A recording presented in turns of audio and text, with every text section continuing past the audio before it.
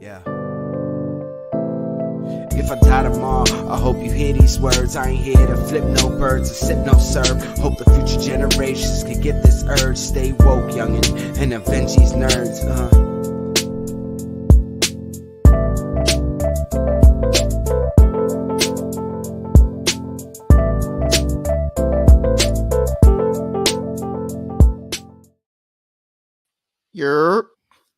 Yep, what is going on, Seabass? What's up, brother? It's been a long time we haven't seen each other. I know it has been a very long time since we've seen each other.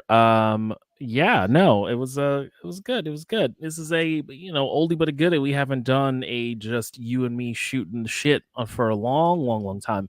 VMAC will not be on tonight. I think work or whatever. She won't be on. Yeah. And and as you know from last week's episode, Law had announced he's going on vacation, so he will be off for the following 2 episodes. So today is the first one, and next week will be the second episode in which Law will not be joining us. However, we do have an alternate. We're just waiting for him to come in. So once he comes in, we will then discuss all things Demon Slayer, because he also read it, and Seabass doesn't read manga. So anyway. He's on four-letter nerd time right now. That's what it is. Indeed. Let's see what we got. This Hugo. No bad. But yeah, so this was a very exciting weekend, and unfortunately, most of our cast isn't here. Now we won't be talking Deadpool. Or we won't be talking. I think we're waiting for Law to get back to talk that. We won't be talking Deadpool in depth. I would say. I think that's a fair assessment because I don't know how we're not going to talk at all anything. Probably going to talk some stuff that's happening around it. Some, but not in depth. However, all the other Comic-Con shit is on the table. That's fair game. I think that's fair game because usually the show we do after Comic-Con, we kind of go through the gambit of everything that was announced. And I think there was one really big announcement. Maybe one little. Was it really big? Poquito announcement. You know, it was that big. The casting of Doom, which I'm sure Hugo you saw over all of your channels, seeing that the legendary Robert Downey Jr. has made his return to the MCU. And has given a plethora of memes. Has given a plethora of memes at the expense of one Jonathan Majors. So it's kind of it's actually a really funny time to be around in comic book movie. Exactly. Robert who exactly. I don't know. Some guy. I think he played Iron Man for like 15 years, 19 years. He's a guy playing a guy acting as another guy. Yes. And with his announcement also brought back, well, actually kind of vice versa. They worked in tangent from all the things that are coming out, that with Robert Downey Jr. coming back was also connected to the Russo brothers coming back. Because that was the only way, from what we're reading online, is that the only way RDJ was coming back was if he was going to be directed by the Russos. So that was we knew that these Avengers movies were, what we got here?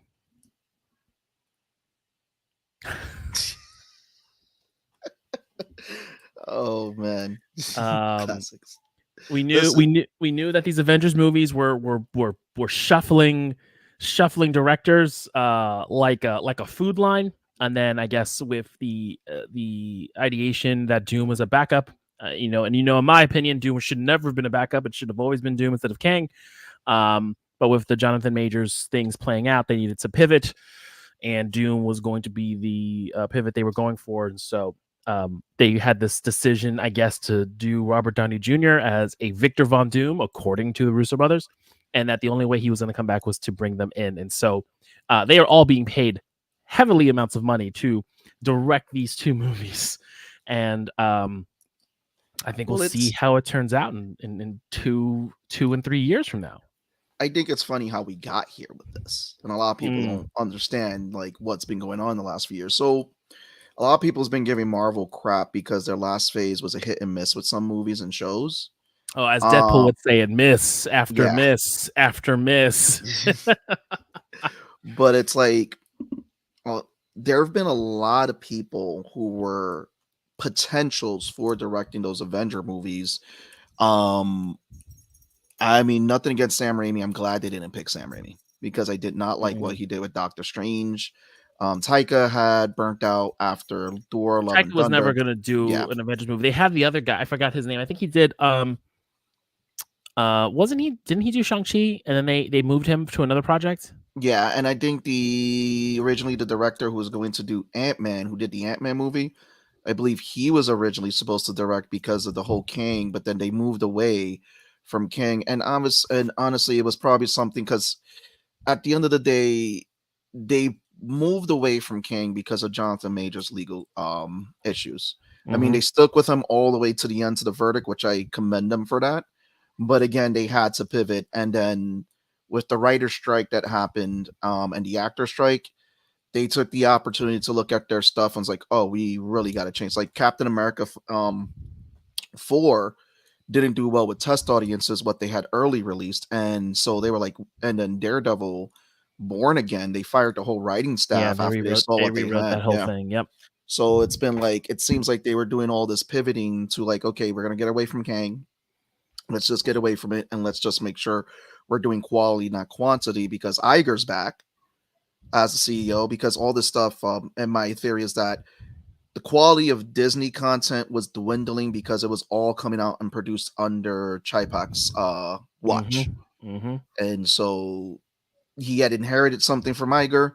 They did well that first year, but then it became about flooding the Disney Plus app because then we had the issues with Black Widow, where Scarlet, the stuff that happened, all this happened on the Chapek.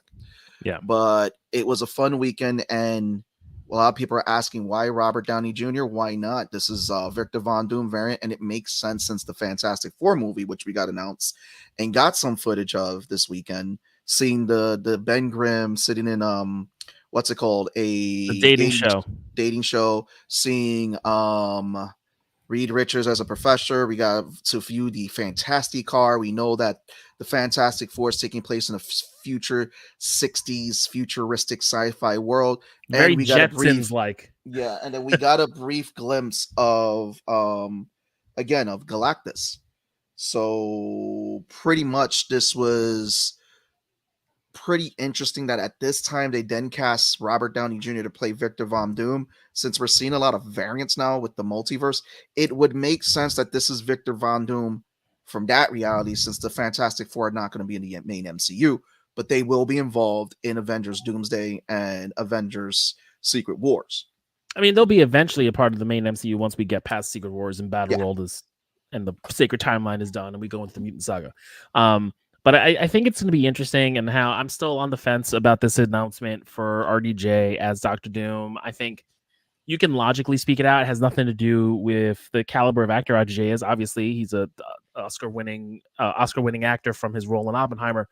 So you can definitely play an asshole. So like, I think he can do that. I think it's just this idea of us as comic book fans and kind of going into the deep dive of it all and like knowing what Dr. Doom means to comic book lore and to what he brings to the table, and recasting someone, either whatever it's Dr. Doom Prime or proper, or it's a Tony variant based on the What If story, like however we want to change it, right? And like this idea of like we're taking the actor who played Tony Stark for the past 19 or so years, and now we're going to bring him back and be Dr. Doom. And so like I've been on the fence about it. I think he'll do a great job no matter what. I think he's gonna be fantastic. It's just I wanted someone else. I think I just ultimately wanted someone else, especially since Dr. Doom isn't gonna be here for 2 movies, like or 3. He's gonna be around. But also too, there was, before we heard the announcement of RDJ for so many years with the rumor casting of what they were looking to do with Doom, there were so many people that you heard that were attached to auditioning for this role. We had there were rumors of Cavill at one point. There were rumors of what's his face who played Kylo Ren. Oh yeah, there was Kylo Ren. But I know Adam Driver, Cillian Murphy was another fan casting people wanted for Doom, just because of it'll be interesting. I think the Russos have pulled lore from different comic books to create their own story.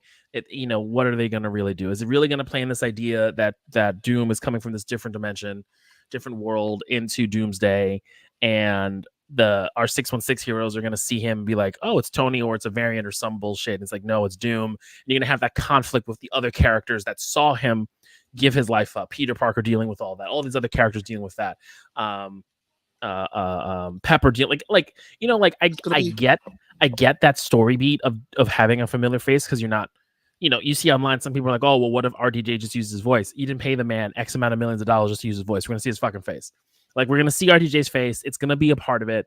You know, and I think, like, how are they gonna do it? Or is it gonna be a what if story of like swapping minds, right? And we like, oh, what are we gonna do? Or like, I think they have something to do. Oh, let's see. Hold on.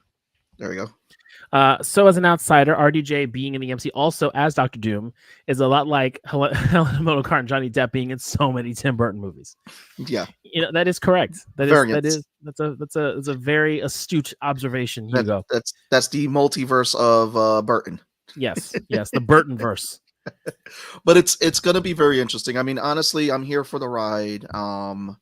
It seems like they're stepping back in order to produce quality versus quantity, because there's still some projects that are rumored to be released during D20 for Disney's convention, because there's still some stuff that they're next still holding summer, back. right? Yeah, is that next summer? Yeah, or there's next May or something? Because I don't think we heard anything about shows, which was very interesting at San Diego, and with what Iger said, that they're taking a step back with how much content they're going to release. I don't think we're getting any. I don't know if we're getting any. Like, the only shows I knew that were on the docket, obviously, is What If Season 3, the Marvel Zombies TVMA piece that they were going to do, which they announced at D23 2 years ago, or a year ago at this point.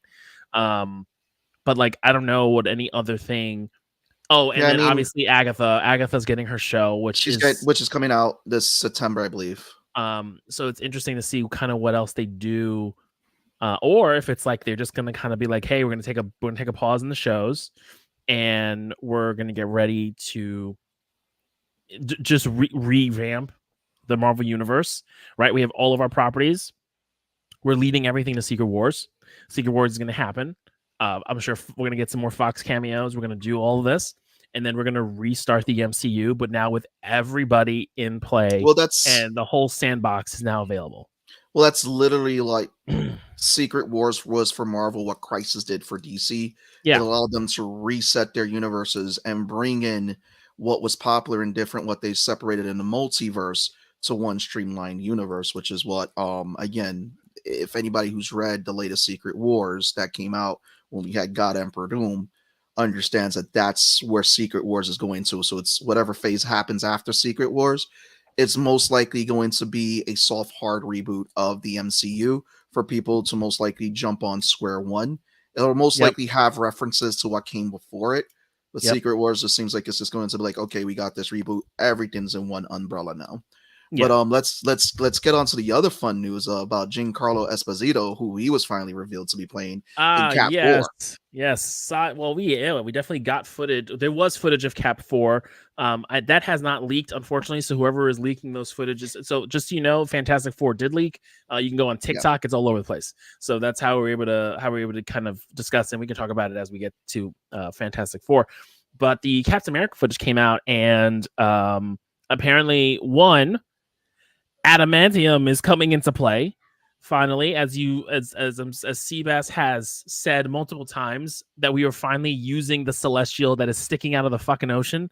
That will be the source of adamantium, and we'll finally be able to use that, because they heard Harrison Ford, as Kevin Feige had said, hearing Harrison Ford use the word adamantium was very nice. So we'll have that. He also hulks out, I think. Yeah, he red hulks out on the stage, or like at the something. He did that, but I heard rumors that they actually showed footage. No, they show it. They show the footage of him turning to Red Hulk. Yeah.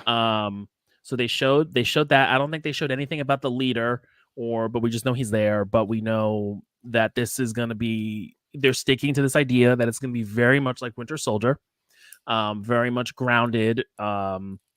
And I'm pumped for it. I'm really excited. I'm really excited for the new Cap movie. I think Anthony Mackie is just a hype machine when you watch him on stage, and Harrison Ford looks excited to be in the role versus like when he's doing Indiana Jones or Star Wars. At this point, he just feels like, I'm tired of this. So I feel like anything after Han Solo and Indiana Jones, he's excited to tackle because it's new.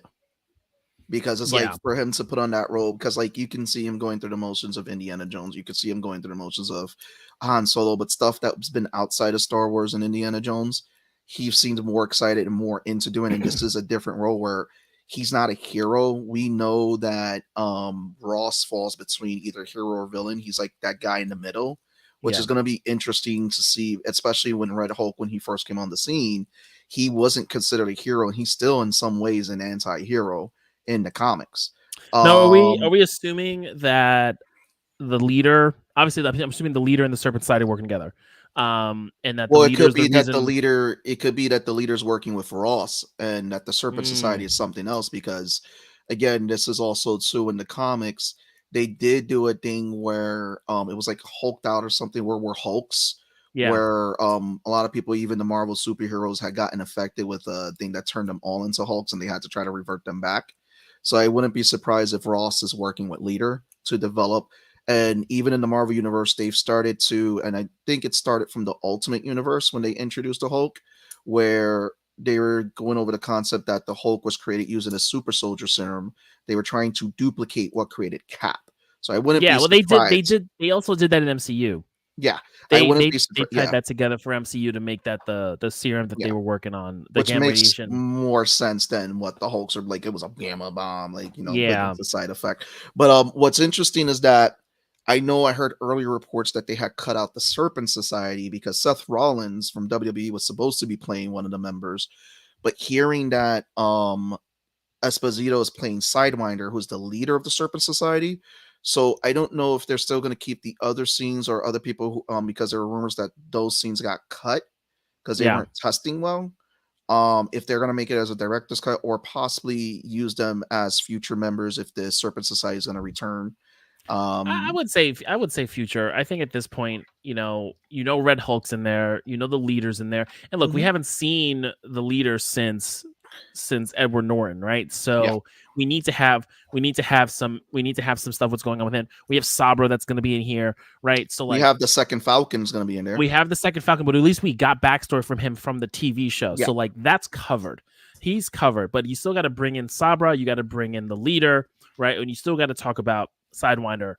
So him having like this mercenary function or mercenary gang or whatever, and like kind of having him be that muscle or that side gray character, because we don't know where it's gonna fall. Obviously, we know Serpent Side is an antagonist, but like, where does it all tie together to what Ross is ultimately trying to do? So I don't think it needs to be like, here's a bunch of named guys on the Serpent Society. It's literally just like, here's the one dude, and he may show up on more grounded level things. Now, because you know, Giancarlo Esposito does movies, he does TV. Like I can see him transitioning to Marvel TV shows or like Daredevil if we kind of go ground level or something like that. Yeah, I feel like what we're gonna do. Hey Shay. Hey, what's up? So I feel like what we're gonna get is that, and this is just me predicting, they're gonna use the Serpent Society as a more grounded terrorist organization versus what we got with Hydra, which eventually just disappeared. And I feel like Hydra became more of a threat on Agents of S.H.I.E.L.D. because after Cap Civil War, you didn't really hear too much more about Hydra after that. Working the salt mines, making license plates. I see it. I hear you. Gotta hustle. Gotta make that con money. Indeed. But I think that makes sense. It was like, you know, what they did with the Hydra thing is like, but I think that makes sense. They can be like the muscle in what's going on, or like the mercenary, or like the private military group like that. I think they can probably do that. They're gonna be Marvel's Cobra. Well, maybe essentially they could be Marvel's Cobra, but like, or they can be, you know, like a Black Ops thing, and they work for Ross or something. Like, I think they can kind of morph it around because they're not going to be a main bad guy. Like, they're not going to, you know, I love Giancarlo, but they're not going to make the Serpent Society hold up a movie. Like No, they're an ensemble piece. I feel they're gonna be more of again an organization that a lot of the street level and spy level stuff is gonna run into. Yeah. Because there's a lot of members of the Serpent Society that intertwine, like Diamondback has been back and forth being good and evil. And then you got a lot of possibilities with the shows because we don't know where they're gonna go at. Like because we have Daredevil Born Again, which is rumored to lead into Spider-Man 4, which we know we're getting. Yep. We still have Rooper, which is still on the map. So we still have a lot of spy stuff there, which also now leads into Thunderbolts, which again they showed footage for Thunderbolts as well, which is on that level of also has not leaked yet. Yeah. Also but has not leaked yet. But it's still on that level of Cat 4 because again, this is another spy flick, but now with a team. We're getting Ghost who's coming back. Yes. We haven't seen Ghost since Ant-Man 2. Yep. They said that there was a scene with Walker, Yelena's coming back, and Yelena's coming back, and also to Val's coming back. And there are rumors that who are the two other actors? I don't know who they're. Well, I think we don't know who one of them is playing, right? Because they introduced two other actors alongside the cast for Thunderbolts. Well, rumors are that we're going to see Sentry in this, and there's talk that that's it that he's supposed to be Sentry. Yeah, because originally it was supposed to be what's his face, the actor who played Glenn in The Walking Dead, but it got leaked by Kirkman, and then he pulled out, and then they went to someone else. But yeah, there's rumors that there's going to be a fight scene of Bucky versus Sentry. If Bucky makes it out alive on that fight, I will be surprised. Because Sentry is just a really bad dude. And he's a really complex and interesting character. So it's going to be interesting to see where that goes. What's up, George? What up, George? What's going on, my man? What you got? We're talking San Diego Comic-Con. So, you know, throw in your stuff. Things. We already talked RDJ, but you know, we can make comments. Also, too, what I found what was cool is that Marvel had 2 days in Hall H. The first day was Deadpool, and also too, this was the first weekend that they've ever had a movie released during Comic-Con weekend in San Diego. So one of the things that they did for the fans who went to Hall H to see all the stuff Deadpool, they ended up getting to see a free screening of the movie at Comic-Con, which I thought was pretty cool. And the whole cast. Yeah. And like the entire, even the cameo cast as well, like was all there to do that. I think it was like an invite thing too, from what I was reading online. Yeah. For dude, I'm the same way. I'm the same way. I'm like it's like I'm not worried acting wise. It's just like it's the casting. That's it. There's been so many people tied to the role, George, that I don't know. It's something. You do know it's like insane how like this is it's a 50-50 thing, because even if you go on Reddit, you've got people who are like, this is great, this is cool. You know, other people like, I'm not questioning him as an actor. He's fantastic, right? Because he can just be whoever the fuck he wants to be. You know, but like it's just like this like it was just like, does it take away from this idea of who Doom is and not bringing in someone else? But let's keep going before. Yes. Well, again, if you look at what they're doing with the FF movie, the Fantastic Four is not taking place in the main MCU.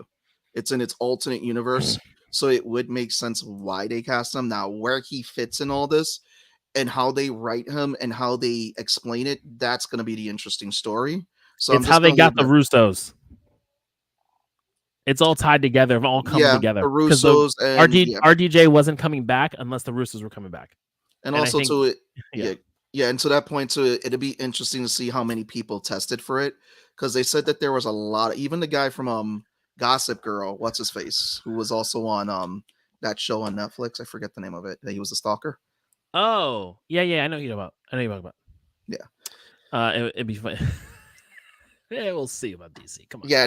So DC, it's pretty interesting. I don't think we got much stuff announced from DC. We got nothing. We got a new logo. A new logo, and we got announced today that the movie finished filming. That's all we got. Yeah. So they didn't really reveal much. They did reveal some stuff with animations, which is fine. But there was something interesting that they revealed in the comics, which wasn't a secret, that they're starting the Absolute DC line, which is seems like it's going to similar route Marvel's Ultimate line for the comics. So in the comic book sector, Batman's going to be 6'6". He's a construction worker. Alfred's going to be an MI16 agent. Wonder Woman, I think, interests me more because instead of her being raised with the Amazons and Amazonians, she's going to be raised. I think it was in Themyscira. She's going to be raised from the underworld, which I thought was pretty interesting. They show her riding a skull like Pegasus, and just fiery tattoo. Movie finished filming, meaning what exactly? Asking in my Supergirl voice means that they've wrapped and they're probably gonna look at it and then see what they're gonna do for reshoots if there's any. But yeah, it's gonna be interesting. Too soon. Too soon. No, Wonder Woman in the Underworld does sound cool. I know when Yeah. Seabass was telling me that that was a really cool. Fun twist. If you get to look it up, Shy, look up Google Absolute Wonder Woman. The Batman design looks cool. He looks beefy. It's probably the most beefiest Batman I've ever seen. Superman, they're not touching too much with. They're not going to, even though the costume looks cool, but they're not touching too much of his background, his origin. And then I don't know, but they did announce Flash, but they didn't have any images for Flash. No, it was Batgirl. It was Batgirl. Batgirl, they had, and they wrote it off for tax purposes. Supergirl, just her show got moved from CBS to CW, and then ultimately, I think, canceled or ended or whatever the fuck it was. It ended. The CW shows have ended. Yeah, but it was Batgirl that they did. Yeah, but Taxes. yeah, that was under the old DC regime, and it's going to be interesting because again, James Gunn is really working hard and trying to get this movie going. Okay, yeah. So that was Thunderbolts. Right. So we didn't really talk about Thunderbolts. We were talking about like how it's Sentry. So I'm interested though, like because Sentry, if I recall, he has that split personality, right? Yeah. So Sentry is the hero Sentry, but then also too he's his main villain called the Void. Yeah. But because he's like split personality, eventually he just goes full on villain in the comics. There was one scene in the comics where he ripped Ares in half, like just tore him, the God of War. And this was after the whole Dark Avenger storyline where Norman Osborn was Iron Patriot, and so they couldn't. He used Sentry, and then eventually Sentry went crazy. So then all the heroes had to reband together. This was after the first Marvel Civil War when the heroes just like split sides, and then allowed Norman Osborn to come in that void to take over and create Hammer, create the Dark X-Men, create the Dark Avengers, which I would love them to somehow adapt that storyline, but I know it's just too much to adapt because there are rumors that after Avengers Secret Wars, we may get X-Men versus Avengers. Yeah, I mean, we have to. We're going to definitely get, because we're getting mutants after this. Yeah. We're getting mutants episode. It's like, it's the only logical way. They've already been sprinkled in, and it's just like they're opening that mutant door. So the mutant train is running. Yeah. That's what Deadpool Jesus said. Marvel Jesus. So do you think Sentry's gonna be the main antagonist in Thunderbolts, and like he's gonna be like a thing gone wrong, and they're gonna have to go against the Void? I believe so. I believe this would, because I don't think you can't have Sentry as a one and done character. I feel at some point they're gonna do something to try to capture him and lock him away, because I mean, it's the fucking Sentry, and it's like, I don't know how this team is going to take him out or what they're going to do. And I feel that maybe Bucky Barnes may die in this movie. Who knows? I mean, but this is his 9th movie for his 9-movie deal. Yeah. And so if Bucky bites the dust, I wouldn't be mad at it. I'm just like, yo, just don't be afraid to kill off a character, because at the end of the day, that's why I felt with what was missing from Ant-Man to solidify Kang, they should have killed at least Scott Lang, or in this way, Hank Pym. You Hank Pym, if you had killed him off, there would have been that dread at least, and that yeah, but then he got killed by ants, so it don't matter. Yeah, it don't matter. I mean, it doesn't matter. It doesn't matter anymore, and it doesn't matter anymore now. So luckily, they didn't do any killing off of anybody, because then they would have to figure out what they're gonna do with this guy. But I don't think we really talked too much about the FF. No, we didn't talk too much about FF. So I know we just briefly mentioned the light footage for FF. Obviously, we know it's the 2060s or 1960s, or So it's a 60s. Yeah, it's like a futuristic system. Yeah, a very futuristic Jetsons. Jetsons like 60s. Essentially, it's the future in which people from the 60s thought the future would look like. So that's the route that they're very much going. This whole idea of optimism and looking forward and all this other fun stuff. And look, you can find the footage on TikTok. It's solid. They just started filming this week, so the filming the content in the trailer was from footage they just kind of spliced all together to get it done, which is why we didn't see Ben Grimm officially. Like, they're really kind of doing it, but it just showed a low look of the movie. You saw a brief hit of Galactus in his eyes, so let me see. I get what you're saying, Shane, but it's not under Fox. It's not under Fox, and it's not an origin movie. Like, they have said, it is not an origin movie. They're gonna do they're already established. They're gonna do one of those things where, like, you're gonna get the origin really quick, about who they are, like what happened probably during the space flight. Like, that's like you're gonna get like a montage of them going into the space flight.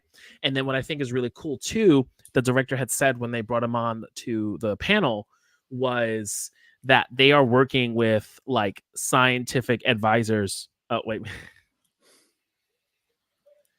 Yeah, no. They're done with origin stories for fucking people we know already. Yeah. So they're working with scientific advisors because they're gonna figure out a way to like really frame their powers through science and physics, right? Like through his elasticity, the flaming, her going invisible, which is definitely gonna be her reflecting light. Like, that's obviously what's gonna happen. The type of rock that Ben Grimm's gonna be made from, like, they're really going in and like, how can we like make it work in this 1960s futuristic world, which I think is gonna be really cool, because like it shouldn't be cheesy looking like we saw the 2000s in the 2000s movies. When they got the rights for the Fantastic Four back in Blade, these were the two priorities of movies that they wanted to get right. And we didn't hear much about Blade. All we know is, again, they're still switching directors. Yeah, but Fantastic Four so far looks interesting. It's very interesting concept where they're going with that. And they're saying that similar to how WandaVision was filmed in the beginning when they did the TV show, the TV show aspect for it. They said that the film might be filmed in that ratio, which would be pretty interesting, especially again with the whole Jetsons type 60s futuristic aspect that they're going for. And again, we got a brief, someone had shared an image. There's a brief view of Galactus's eyes looking in one of the buildings. So again, we are getting Galactus, and it's actually exciting to be an FF fan. for Fantastic Four or for Blade, George? I think they changed directors too. I think they're starting. Yeah. I think they're just kind of starting again. Yeah, Blade, they had to rewrite the script and they changed directors again. Another director left the project. And I think it has to do with the fact that it's gonna be rated R. Now, it'd be great if they just had if they had Sean Levy do it, who did Deadpool. Well, you never know, because the fact that it's just recent that a director walked away. Yes. The director for Final Fantasy, Jesus. The director for Fantastic Four is the same director for WandaVision. Yes. Yeah. Which is why, like, it makes sense for him to kind of go in and do like that type of theme of the futuristic and how they're going to do it on screen, or get the vibe. But Marcel's managed with initial scripts and said, "No, I need to be hands-on." Yeah, he's been very hands-on with this too. And Wesley Snipes is ready to go too. Yeah. That's all I'm gonna say. If you know, you know. But he's been very hands-on with this movie, and it's pretty interesting because Mahershala Ali, I believe he was on one of the Netflix shows. I believe he was on the Luke Cage show. He played Cottonmouth. Yeah, and it seems like he's getting very hands-on on this since it's his name attached to it. And again, it just seems like Marvel wants to get this property very, very right. What's interesting about Blade is that I just don't know how Blade fits in this way, unless obviously they do a different world. and he's a which vampire, would be like they it would just kind be of go whole hog and be like, fuck it, we're not doing 616, we're doing Earth, whatever, and because like the because they do it, they did it in Multiverse of Madness, they did it in Deadpool, they did it, they're doing it in Fantastic Four, so like they can do it just so they have Blade and then bring him in for Secret Wars. It's just that whole scene, because again, we don't know. Well, this movie is still canon, Eternals, because we don't know what they're gonna do with those characters. And again, They it was took just wasted time. apparently they took. There's no talk of Eternals 2. Yeah. I think they backboarded Shang-Chi 2. I think Shang-Chi 2 is going to happen. I just don't think it's a priority now. Yeah, I think the priority is the next two movies that are coming out, which is that's it. Thunderbolts and the Captain America movie and the Fantastic Four. That's all. But Shang-Chi 2 is on the docket. Yeah, so I think it depends on what we get in the 2027 year. But it also be like, we're obviously gonna get one movie between. I would assume one movie between Avengers, because we did get one movie. We got Captain Marvel between Infinity War and Endgame. So we may be getting something else after Doomsday, but before Secret Wars. Yeah, and then again, it's just going to be interesting where they go with the shows. Another fun thing, it's not Marvel related, but it's all on the Disney. Since Alien Romulus is coming out in August next month, woohoo! Yes, they announced that the movie's actually going to get a prequel comic coming out in October. So that was announced as well. They also, I think I didn't get a chance to watch the panel, but from what I was seeing in articles online, was that the way they filmed it chronologically. So when characters were getting killed off, they were getting killed off chronologically and then left the set. Ooh, that's a dope birthday gift coming out. I am kind of annoyed though, because I haven't watched any trailers for Aliens, and then when I went to go see Deadpool, they gave me the IMAX trailer, and I feel like I saw like the entire movie. That trailer had so much in it. I mean, I'm still gonna give it a chance. No. I'm gonna give it a chance. I'm gonna give it no. I'm gonna give it a chance. Like the one scene where you see like the X-ray flashlight on her chest, and you see the thing move. I was like, oh shit! And then they do the zoom in of the face hugger, and I'm like, yo, this is the first time you're really seeing that thing just kind of having its way with you. Like, no. I'm definitely, obviously you and me are gonna see that, because that is not anything our spouses want to watch. So, Jackie's that's a guy's night out. Very pretty much prepared to be like, yeah, you go see that with Omar. Beer and movies. Yes. So we'll definitely go see that when it comes out in IMAX, and we will report back, even if it's only the two of us that have seen it. But I'm excited for it. I'm always excited for a new movie into the Aliens / Predator franchise. I hope we eventually get Prey 2 and all that jazz. But no, that should be fun. The other announcement we got as well is that we were getting another prequel show for The Boys. Very excited for that. That is going to be Vought Rising, which takes place in the 1950s, about how Vought came to power, which will be starring both Jensen reprising his role as Soldier Boy, who also confirmed that he will be a mainstay actor, main cast member in season 5, and Aya Cash will be returning to play Stormfront for the new show. So essentially, we're going to see the birth parents of Homelander. And that'll really, double incest for you, since he had a relation. I mean, I think they haven't confirmed it yet, but I'm assuming Stormfront's his mother, so that's just really gonna tie into the mama issues that Homelander has when we see him in season 5. Well, it's just funny how The Boys has come so far, the most controversial show that it is, with all the fun stuff that happens. It's cool that, again, so Gen V is coming back with season 2. So we knew that was going to happen, and again, now with this prequel show, it's just putting all together. The reason why I say it's fun seeing this show with all the controversy is because there's again, we weren't going to get heavy into Deadpool spoilers or talk about Deadpool just yet this time, because I'm going to wait for the full cast to come back to talk Deadpool. But what's been funny is the controversy of people like, you're blaspheming my religion, when they went into Deadpool 3 and end up leaving some point in the movie. If you know, you know. And again, it was a reference to... it's fine. He said in the trailer. He said in the first trailer, when he says, I'm Marvel Jesus. No, it was it was reference to a cover. in X came Oh, out. that cover. Yeah. And I saw one of these videos, and one of the girls was like, well, I don't read the comics, and I shouldn't have to read the comics. And I'm like, then you don't get why the fucking image was ever created in the fucking first place, because then you don't know X-Men. You're a fucking casual. That's it. Also, crucifixion was a way of torture and is not copyrighted to the Bible. Yeah. So human beings have been crucifying people on crosses, crucifying people upside down on crosses, crucifying people on wood pieces that look like an X.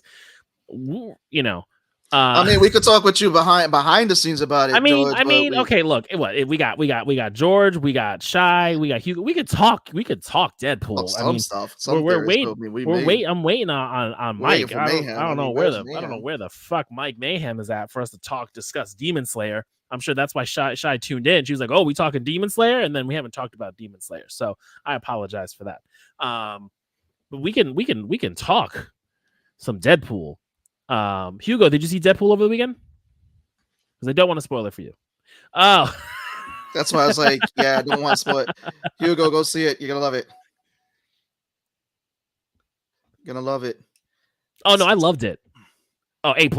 I loved it. A+++++++++. Listen, it's everything I wanted in a movie. It was a fun ride for what they did. Yeah, 100%. There were some people upset because it's like, but it didn't further the story. I'm like, it didn't need to further the story. It needed to do what it did. And this is not really a spoiler, but I think it gave a lot of the Fox properties their final bow. Yeah, it did. The Fox and the Fox. I guess just the Fox. No, I would not recommend your 10-year-old son. No, not for the 10-year-old. Definitely not. It's rated R. What I haven't look, and I'm and what's funny is that I probably would have saw this movie as a 10-year-old, like somehow would have found a way to see it. But as a parent, I still have Bear has not seen Deadpool 1. Now, obviously, part of the reason we hasn't seen Deadpool 1, obviously, because of the violence, but also the sex holidays. The sex holidays. And then for some reason, and I know it's not good, but they got rid of the PG-13 Deadpool 2, the one Deadpool Upon a Christmas. Like, I don't know, I can't find it because I was like, you make it PG-13. Obviously, I don't need to watch it, but like they made it more like actiony. Yes, happy International Women's Day. So that's why he hasn't seen 2. And he's like one of those kids, like he wants to see it, but he knows he can't see it. Funny enough, he hasn't watched it, but he has full access on his Disney Plus, and he still hasn't watched it yet. So kudos to him on being just solid kid. But I would not I cannot in good faith recommend you to take your 10-year-old son to see it. But again, you do what you gotta do. Yeah. I won't judge you. I've seen some worse shit at 10, so. Listen, we grew up in households where parents didn't care. It was a grotesque violence. Show it. Close your eyes. I think for me, the bare minimum was no boobs. I was watching violent shit all the time. Yeah, it was no boobs. Like when did Blade come out? Like Blade came out what year did Blade come out? Like in the late 90s, early 2000s. I was not in high school when that shit came out. I was in high school when it came out. I'm talking about like early 80s movie. I saw Terminator at a young age and Aliens. Holy fuck, 1998? Jeez. Yeah, I was in high school. Yeah, I was in elementary school. Okay, I graduated elementary school in 2003. I went to the theater to go see Blade. Okay. Fuck yeah, I graduated in 2000. So yeah, I need some. Wait, what did you say, Shy? So she goes, I need to watch Deadpool, but yeah, I need to see it. Anyways, Demon Slayer, though, I'm ready. Traumatized with the series, go LOL. Yep. All I know. George, I've seen some really negative reviews, and I'm like, this shit isn't gonna win an Oscar, but it was ultimately loved. But listen, it got a 98 audience score on Rotten Tomatoes, and it did score high with critics. That's the thing. I wasn't gonna go take him, but I did get it. Just do what my parents did. If it showed boobs and that just cover the eyes. But it doesn't. I can tell you that right now. There's no nudity. I saw Scarface at 7. How was that chainsaw scene, right? That really... Never looked at a chainsaw away again. There you go. Yeah. Good Lord, how freaking young. Well, Hugo, I just turned 35. I'm 42, man. I wear it proudly. Chi get the yee. But yeah, no, we were watching. It's like, it's so weird now, like in this, in like as a parent, and like, hey, I want to show my kid all these movies I really grew up with that like are, you know, fundamentally like amazing sci-fi monster, which has like no nudity or anything. So I don't have to explain any of that. It's really just like, yeah, this thing bad, this thing kill people. That's it. You just know it's fake. But like, you know, like showing him Terminator 2, because Terminator 2 is like fucking ridiculous, especially, you know, when he cuts his fucking hand. Like I remember watching that as a kid, and you just see like, he's like, what the fuck? What the fuck am I watching? Or the T-1000 just murking everybody with the blade going through the milk.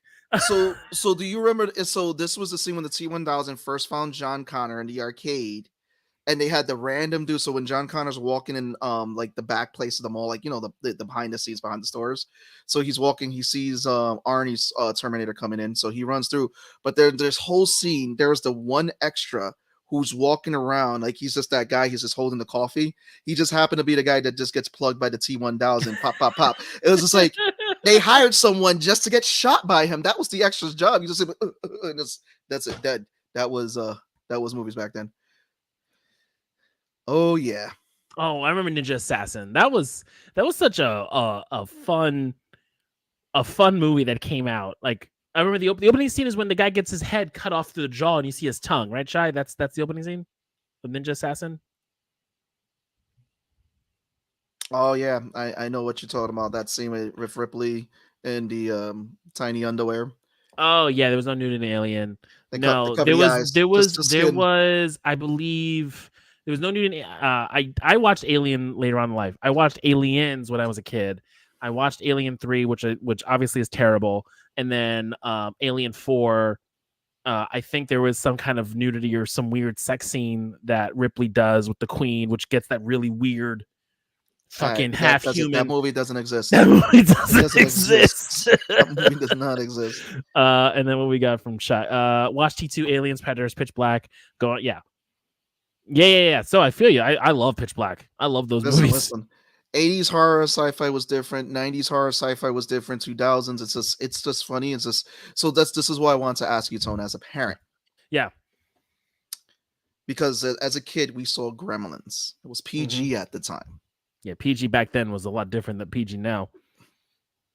Knowing everything with what movies and all that, would you let your kids watch Gremlins now? I think Josie would freak the hell out if she saw Gremlins. She would freak out. Like she would love Gizmo because she loves anything furry and cuddly. And then when they turn, I couldn't. She would be traumatized. Okay, like traumatized if we showed them Gremlins. Like, because kids, you know, it's so crazy how cute Gizmo. Everyone loved Gizmo. Everyone loves Gizmo. Oh yeah, right. But then, don't feed them after 12. She does not know what those demonic things are, Hugo. Thank you very much. Oh man, so it's like, you know, watching Child's Play as a kid. I remember seeing that. Watching the first Freddy when Freddy was scary, because after a while, Freddy was just comedy to me. I mean, at some point it was yeah. Friday the 13th, the earlier movies, like, dude. So this is how rough it was with Friday the 13th and how they did. I remember. So I went down a rabbit hole of horror movies, and Friday the 13th popped up. Do you remember the scene where they had the guy in the wheelchair, one of the camp counselors? And he's just looking around, and all of a sudden, straight machete out of nowhere to the head, and they just show his whole, like, I was like, yeah, I don't think that scene would fly right now. I mean, they just don't make movies. I mean, obviously that one movie. Don't. No, I would be murdered by Jackie. Yeah, no, we're not doing that. She don't like talking things anyway, so it's fine. No, they definitely were unhinged. No, the one with the clown, like that's like kind of getting back to that really Art the Clown, Terrifier. Like I know, you know, it's been a while since like really classic slasher movies have been Like they just It's one popping of up like those like crazy. old man yelling at the cloud. They don't make them like they used to in my day. Like but they don't. Like obviously they do not. They do not make slasher movies. They do not make monster movies like they do. We know Unfortunately. what to send Cheyenne for her birthday.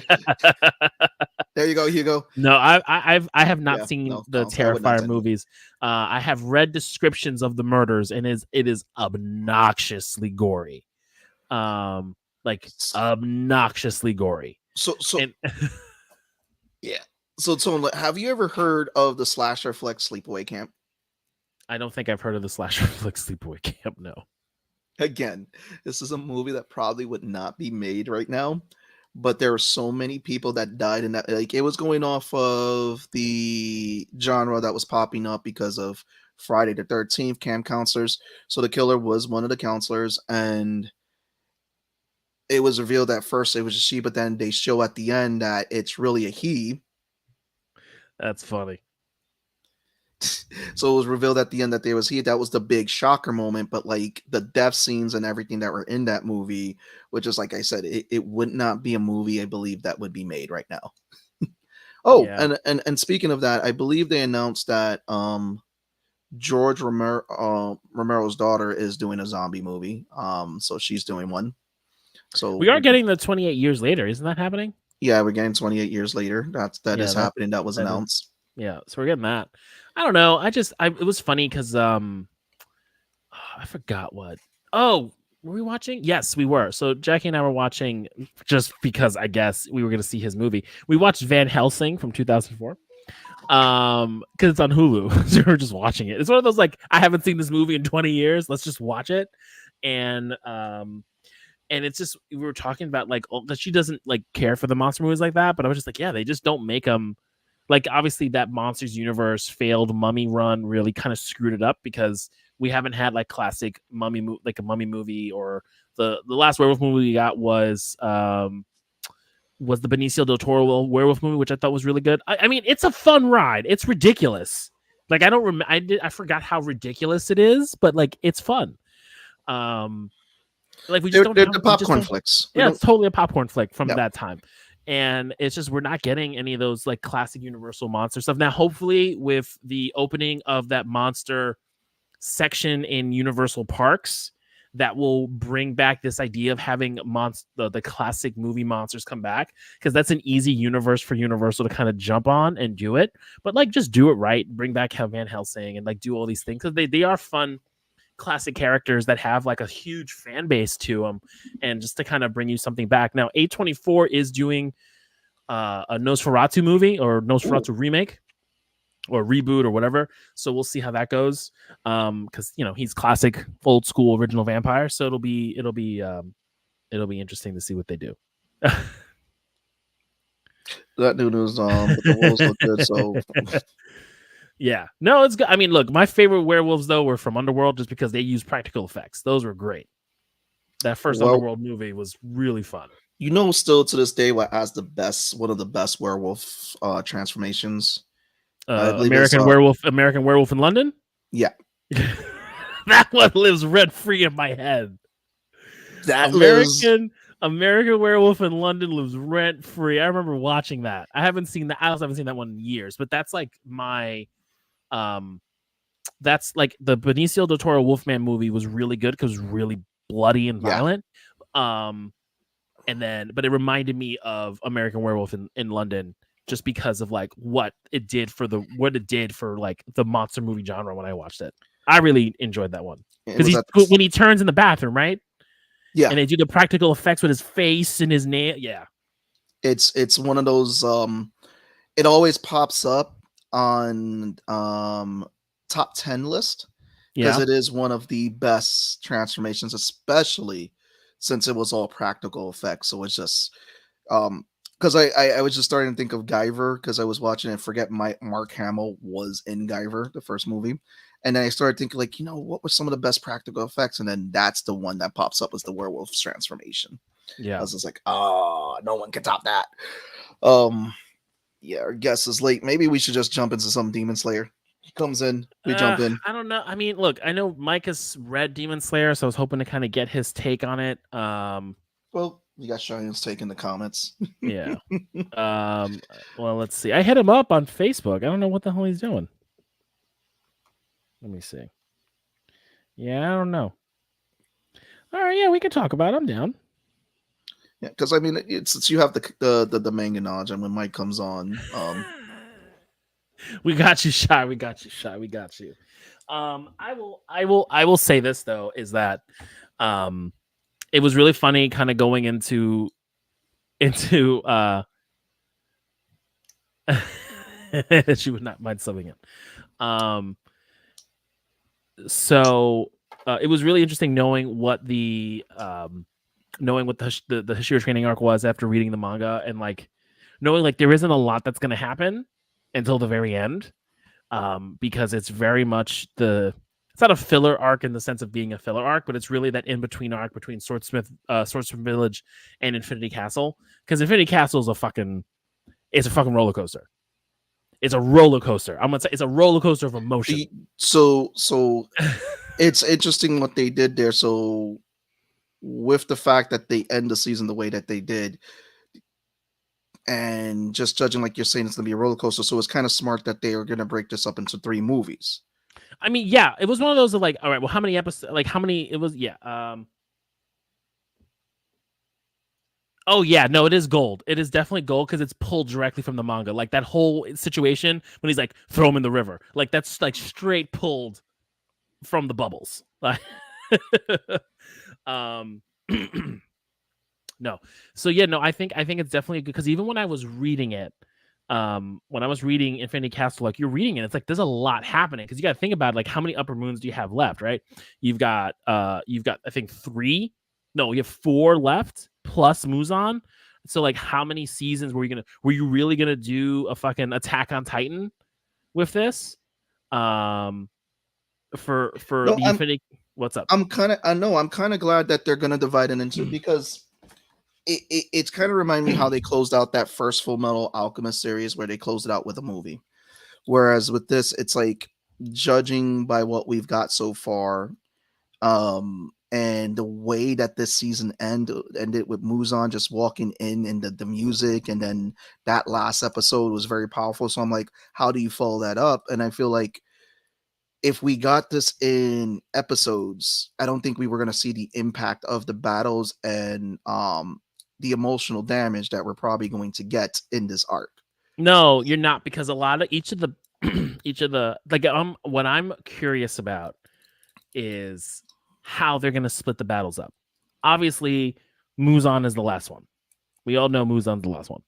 But is it like how we, how are we splitting up the rest? Because there's like wait. Yeah. What's up, Shot? What's going on? Hey, hold on. Let me turn the light on. The lighting. Let me fix it really quick. Yeah. Do it. What was that? Yeah. So my whole thing was like, how are we splitting up the fights? Because they each have their own emotional impact. The fight with number 2 is gonna fuck you up. The fight with the fight with oh my god, why can't I remember his name anymore? Kishibo, the Upper Moon Kokoshi? 1. Oh, Upper Moon 1 is gonna be action. It's just it's gonna be like Red Light District, but like on crack. Right, that fight, like, because you learn about him, you learn about his style, you learn about the brother, like you finally kind of get that story, right? And then you finally get to see like Goyome actually fight, because you don't see him fight. Yep. You cannot see the hands this blind man can throw when he fights, and you get like why he's the strongest Hashira. Like he's the strongest Hashira, and also fun fact, the second fastest. Really? That big dude? He is. Yes, that big dude is the second fastest behind Sound Hashira. He's a ninja. Yeah, Tengen is the fastest out of the Hashira, but Gyome definitely is, I think, what they were saying is like the most consistent as well in terms of like his abilities and like kill streak basically. Yeah. And then I can't remember his name. The one who killed Rengoku. I can't remember his name. Oh, Akaza. Yes. So I would assume number 2 is going to be movie 1 because that's how it goes in the manga. Akaza is going to be movie 2, and Kokoshibo and Muzan movie 3, or maybe even Kokoshibo in movie 2. I don't know. It really depends on the Muzan stuff because it's such a big fight. But then there's some shit that happens in the aftermath, plus the epilogue. So like it's like how do we all do that in the movie, or we do, a split, kind of like they do half of the battle with Muzan, then this is not my final form, and then we go into movie 3, like, fucking final form trope. But I'm gonna tell you, when they fight number 2, when that fight with number 2 happens, emotional damage. Yeah, it's going to be honestly emotionally scarring. I actually had to sit there and revisit the Infinity Castle because I was reading it, and then I think I was kind of getting whiplash in all directions. So I kind of had to sit there for a little bit. And then I'm like, I should reread it so I can understand what did I just take in like pieces, because you have the whole thing with Upper Moon 2 happening, and then you have the whole thing with Upper Moon 1 happen. It's like everything is happening all at once. So it'd be like 2 chapters, it's Upper Moon 2, and then the next 4 chapters is Upper Moon 1, and it's kind of like it's bouncing between those fights, and you're kind of like, wait, and then when you get the grab me gotcha, you don't realize it because you're so deeply into it that when you get the grab me gotcha, you kind of like, you have that moment of silence. Yeah. Well, in this case, I just want to ask this because at the end of this season of the Hashira training arc, we saw that they were all dropping into the Infinity Castles, plus all the members of the core. How many of those members are going to make it out? It's a bloodbath. I will not confirm or deny. It's a bloodbath. Like it's like one of those, like it's gonna be rough. What did my mother say? I had to warn her about watching Bleach, The 1,000-Year Blood War, because I already read it. I read it years ago. And I said, Mom, I think what you need to understand is the emotional damage you're going to experience, especially in the first season, is going to give you whiplash. I come home from work and all I see is this woman. I see the Bleach ending theme. I see the red spider lilies. And I'm like, how was it? And she's like, I see dead people. And she just looks so like she's dissociating and detaching from reality. And honestly, when you're doing the Infinity Castle arc, you're going to find yourself sitting there like, I didn't expect this to go that way. Oh, shit. This is what's happened. Word. You kind of going to have those words. Well, I mean, so, truth, yeah. I was like, for me, because someone had said it many moons ago when I was like, oh, I'm watching Demon Slayer. They're like, do you like Game of Thrones? I'm like, yeah. They're like, well, don't get attached to anybody because it's like the Game of Thrones for anime. Have fun. So I kind of expect after seeing them all drop into like, again, it's like the Hashira training arc felt like the calm before the storm. That's what it is. Yes. It is. Yeah. It's lighthearted. You're going to laugh. Inosuke passing out under a waterfall is comical. Whiplash. Like, you know what? You know when the first time you're gonna wax, when you get wax, and then someone lets the wax dry too much before they rip it off? That's that. What you're gonna get is when you're ripping the tape off with the wax, that rip, the initial like slow rip, that's Infinity Castle. It's not an experience that I can be familiar with, but I hear you. Yeah, it's kind of you know how when you're putting duct tape on, like if you are messing around with duct tape. Yeah, they get stuck. And then and it gets stuck on you, and then you got peeled up knowing you got hairs on that specific spot. Infinity Castle. Yeah. Best way to explain it. Yeah, it's gonna be really interesting because it's gonna be, you're gonna get exposition on what's happening, but it's gonna be like action pieces. And to Cheyenne's point, the manga is like bouncing back and forth. I don't think from what I've read online and Reddit, like everyone's kind of speculating like how they're gonna break it up, and we're all kind of assuming it'll be like sections. So it'll be like one of those things like movie 1's and take place here. Then you gotta go to movie 2 and it'll be like, wow, so and so is fighting. Let's tune in and see what so and so is doing. It's all happening it's just like, it's like one big D&D battle, right? Like everything is happening at once. Everyone's doing their own thing. Everyone's in their own section, but we're kind of just focusing on our turns. But if you look at it like as it is, like from the top down, it all happens in at once. And so, which makes sense. And so when you're like, like, is like help coming for some of these people? Like, no, there's no help. It's who you have. It's whatever upper moon you're fighting is the upper moon you're fighting. Good luck.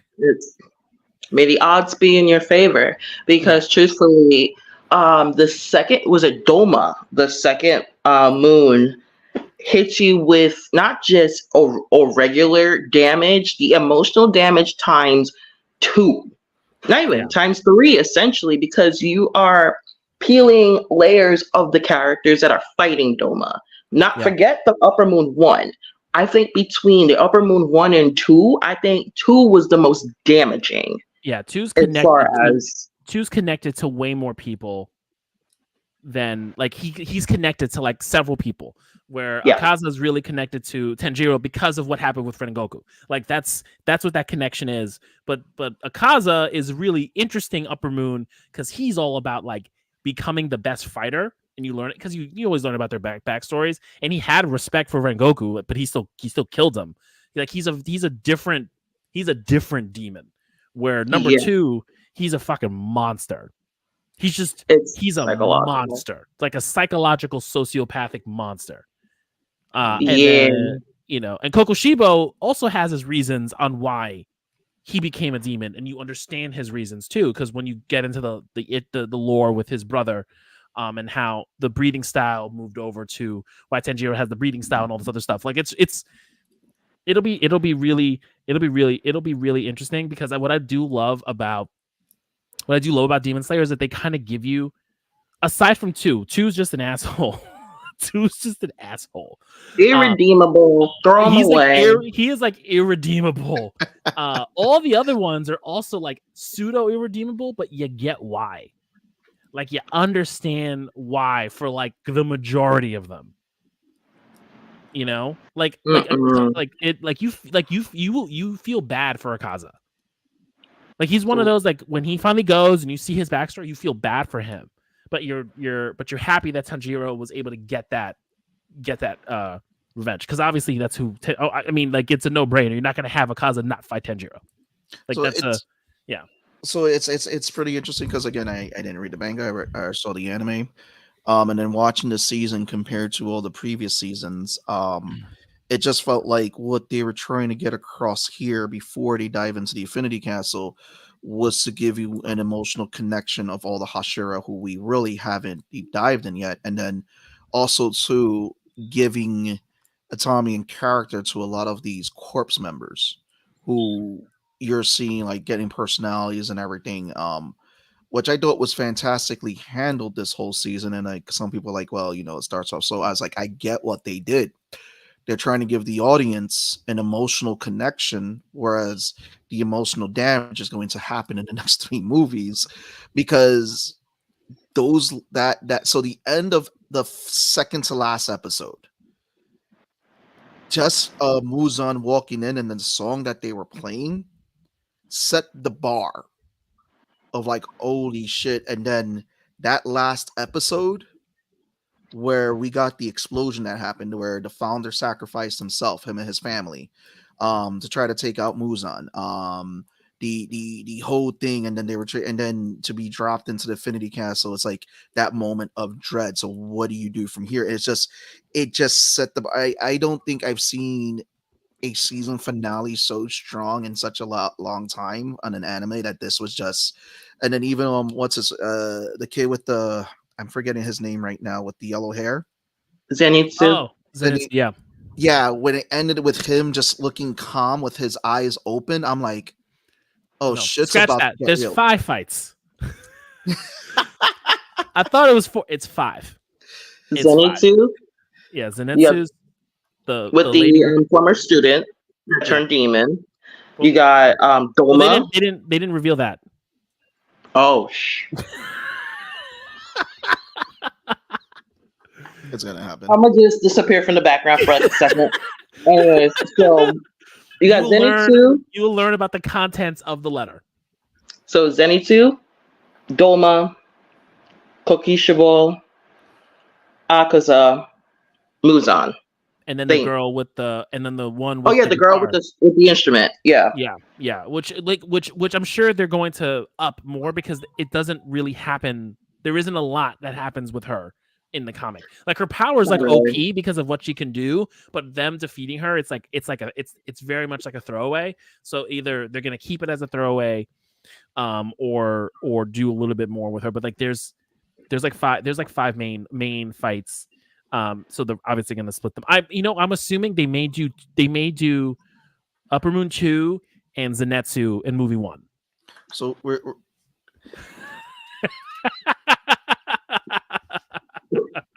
What's up, RLS? Oh man, that's great. See that. I think movie 2 would definitely be Kokishibo because the carnage for that particular fight, you can't have it in movie. You can't have it in the first movie. No, you can't have it in the first because you can't have it in the first movie because the fight with Upper Moon 2 is going to be because that fight's 2 parts. Yeah, so, you got part 1, then you've got the event, then you've got part 2, right? And then got talking code here. Very cerebral. And where Zenitsu's fight is 1-on-1. It's a 1-on-1 fight, but it's such good growth for him as a character because of like why he's so serious and why he's just like jumping in and he's like I'm not worried about nothing. I have a mission. And you understand why. Me too went YOLO on this one. Yeah, I think Upper Moon 2 will be movie 2 and Akaza.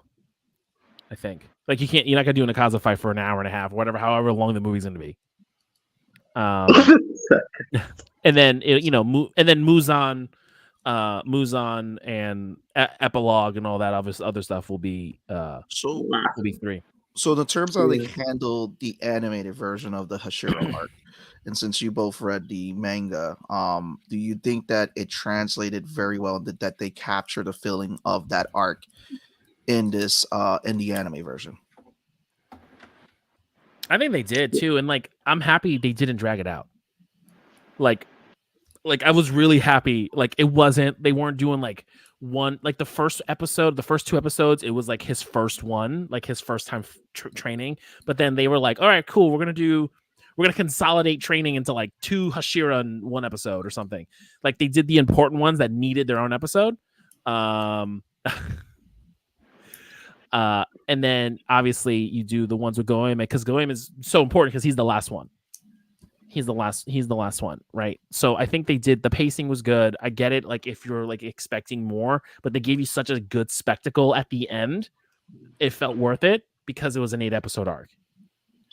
Yeah, it gets to the point. Like it's because even with the manga, when I think back on it, because I read it a while ago, when I think back on it, it was definitely like I agree with Tone. It's well paced. It gets to the point you kind of get enough of an attachment to the additional characters, kind of like with like Sanemi, for example.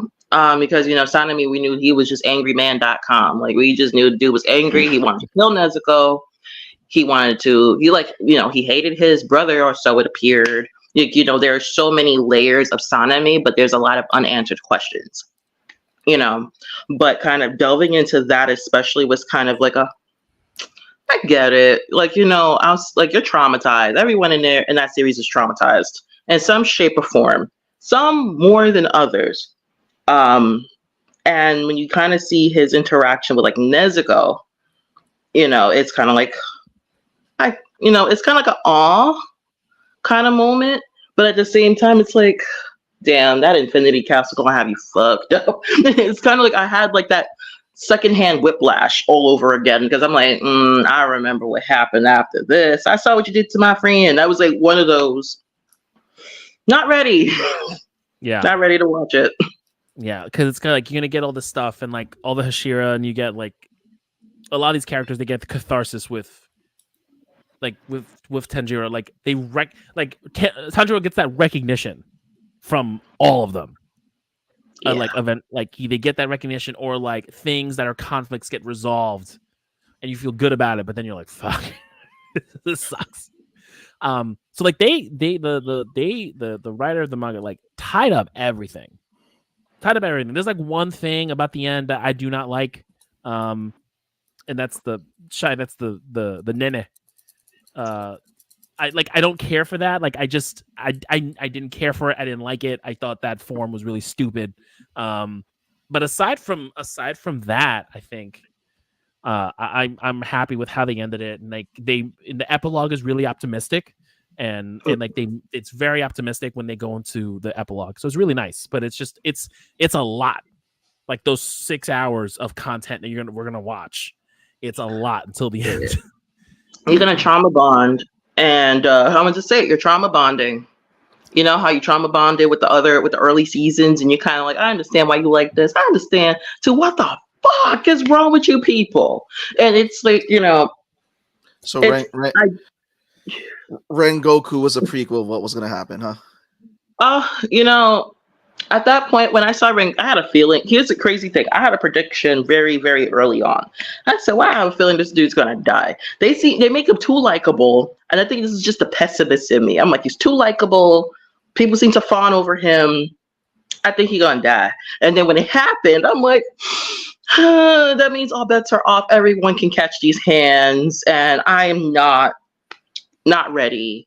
So when we went into like, you know, the red light district arc, the entertainment arc, I'm like, if they kill Tengen, I swear for Lord, I'm gonna go and throw this phone, because Tengen is one of my favorite Hashiras next to Gyome and the water Hashira. Why am I forgetting his name? I always forget their names. Those three, I said, yo, if they kill Tengen, I swear to God, I'm going to throw this phone, and I'm just done. So when I kind of got to that point, I decided to watch specifically the fight between the Upper Moon, like the siblings, and Tengen, because I said, this fight's going to be freaking crazy. It was crazy in the manga. I was like, I need to watch it. And they did not disappoint. Yeah. You know, so with the Infinity Castle, with the way how I've kind of followed it up until the end, I agree with Tone. The epilogue is oddly optimistic, although all the hell that happened, Hell and Tartarus held hands together. They wove a basket, and they all said, hey, let's hold hands. You hold one side of the basket, you hold the other, and we're going to frolic in the middle while we're looking for Persephone and Lilith. I don't know what the hell happened. All I know was it happened, and I sat there and I took it. Yeah, that's what it is. That's damn. I feel like the emotional damage times 15 is gonna happen with this. And it's funny too is that like when Goku gets killed, right? It's like he's such a good character. He's such a good person. He's like such a good person, and he was such a light for the main three. Where like him dying was such a like it just hurt because of what he represented for the main three. Where like this is going to be different because when Goku dies, it's early stakes. It's like, you know, they're level 5, right? Like they are still low level. They don't know what the hell they're doing. And now it's like they're all ready to give life because of where they're at, what they're doing. Like dying is not a problem here. Like as long as the goal is completed and Muzan is defeated, it's fine. Where Rengoku wasn't. He shouldn't have died. No, he shouldn't have. He was he needed to. Obviously, in the story, he needed to because character development. For all three of them. So he made it up there with Hugh Myers from Full Metal. Talk about again another death with emotional damage. Yeah, you're just headshotting right now, Seabass. Because that's another. Truthfully, Rengoku, when I look at it from a psychological standpoint, he was kind of the glue of the Hashiras. Because think about it. Imagine, and you saw what was going on after his death. You saw kind of like things were kind of coming out of the seams because he seemed to have a good rapport across all the Hashiras, where you could see that some of them were kind of keeping each other at, arm's length. it was definitely one of those moments. And then obviously Tanjiro seems to be the one that softens the more hardened Hashiras. That's like, Sanemi, or, Muichiro, who was the Miss Hashira, who was very like, he was about his business. Mm-hmm. Giyu, who was like, look, if you think Tanjiro and Nezuko are gonna if Nezuko fails, I'm gonna seppuku. I'm gonna gut myself. So it shows that the level of the bonds, especially where Rengoku was kind of the one that kept the bonds, that Tanjiro is kind of the one that's filling the void to a degree. It's definitely an interesting look.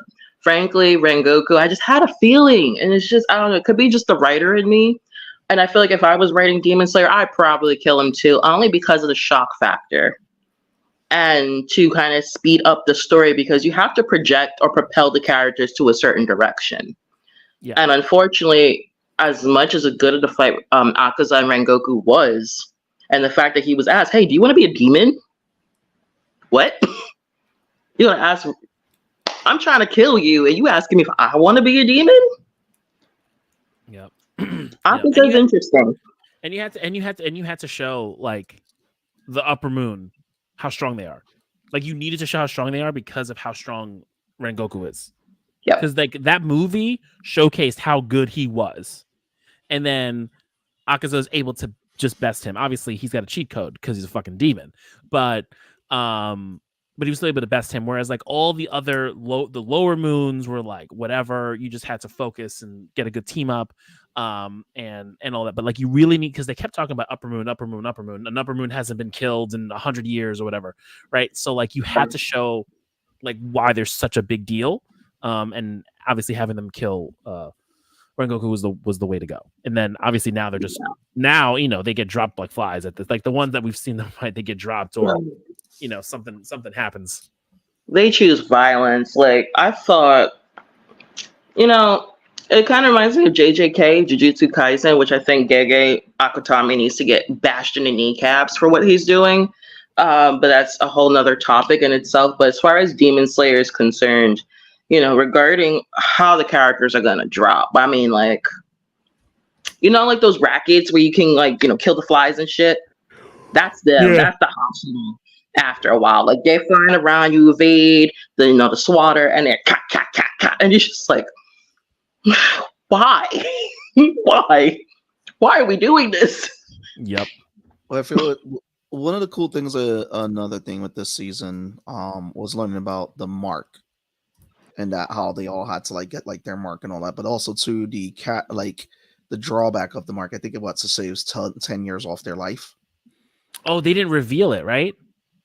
The way they did it, they didn't really tell you, right?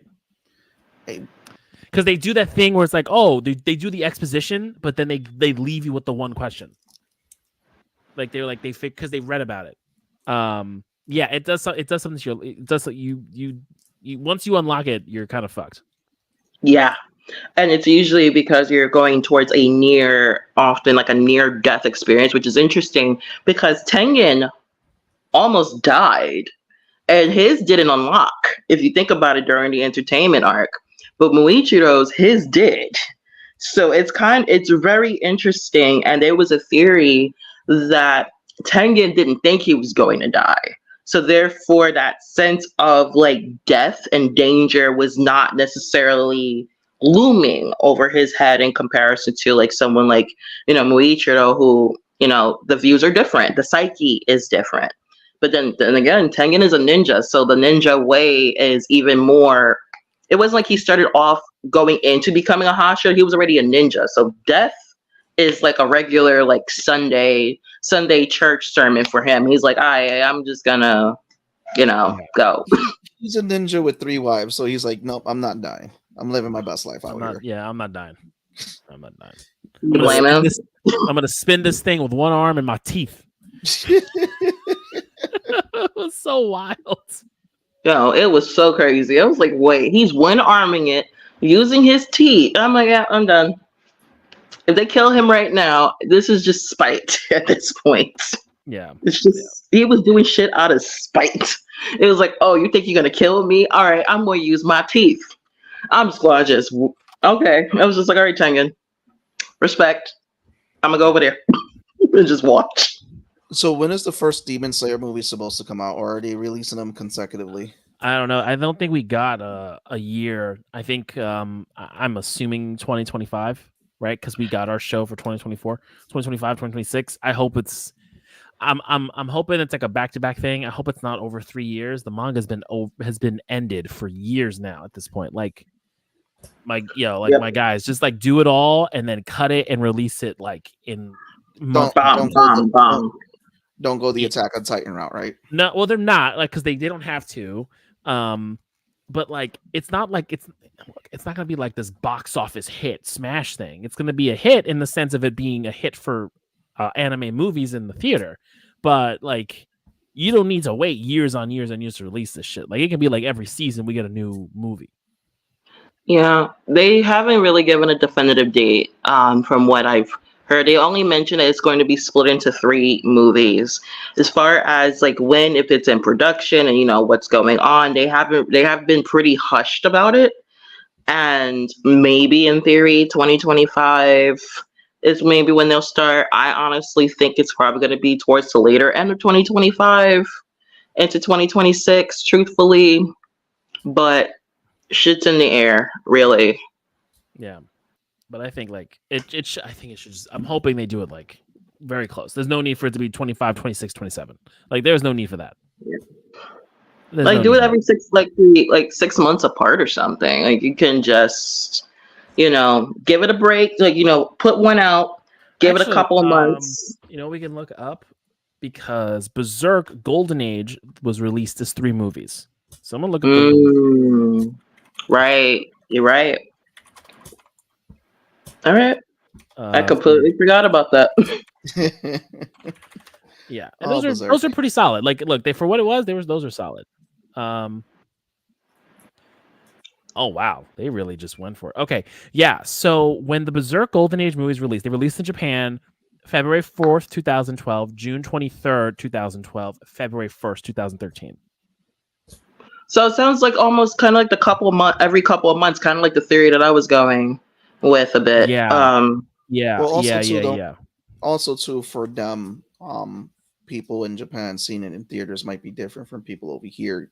Not saying that people over here are not going to flock to the theaters to go see it, but more people, because how big the anime culture is there since it originates in Japan, it's probably a lot bigger. More people are going to see it in the theaters over there.